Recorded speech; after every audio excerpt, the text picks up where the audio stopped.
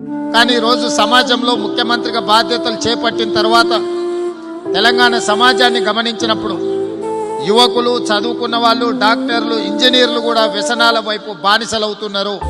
ఒక పక్కన డ్రగ్స్, రెండో పక్కన గంజాయి లాంటి మాదక ద్రవ్యాలను వినియోగిస్తున్నారు. ఇది మన సమాజానికి తీరని నష్టం.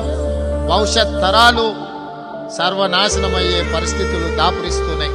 అందుకే మిత్రుడు సతీష్ గారిని నా విజ్ఞప్తి, ప్రతి ఆదివారం మీ ప్రార్థనలో తప్పకుండా ఈ సమాజానికి గంజాయి, డ్రగ్స్ పీడ విరగడి కావడానికి అవసరమైన సూచనలు మీరు భక్తులకు ఇవ్వడం ద్వారా ఒక సందేశాన్ని ఈ దేశంలో ఉన్న 140 కోట్ల జనాలకు చేరే విధంగా మీరు ఒక సామాజిక బాధ్యతను తీసుకోవాలి.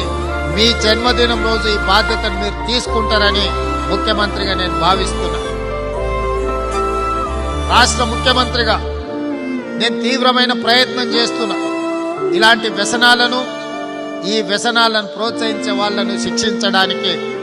అయినా అది సరిపోవడం లేదు. ఇక దైవం యొక్క ఆశీర్వాదమే కావాలి. దీన్ని నిర్మూలించాలన్నా, దీన్ని నిషేధించాలన్నా, దైవదూతగా భక్తులకిచ్చే సందేశంలో తప్పకుండా మీరు ఈ అంశాన్ని ప్రస్తావించాలి. ఒక అవేర్నెస్ ప్రోగ్రామ్ని, ఒక సోషల్ రెస్పాన్సిబిలిటీని, ఒక అవగాహన కల్పించాల్సిన బాధ్యత రాష్ట్ర ముఖ్యమంత్రిగా నా మీద ఎంత ఉన్నదో డాక్టర్ సతీష్ గా ఇన్ని లక్షలాది మంది అభిమానులను సంపాదించుకున్న మీకు అంతే బాధ్యత ఉంది. మీరు చెబితే ఈ లక్షలాది అభిమానులు కోట్లాది మందికి మీ సందేశాన్ని చేరవేస్తారు. మీరు ఆ బాధ్యత తీసుకోవాల్సిందిగా నేను సవినయంగా మీకు విజ్ఞప్తి చేస్తున్నా.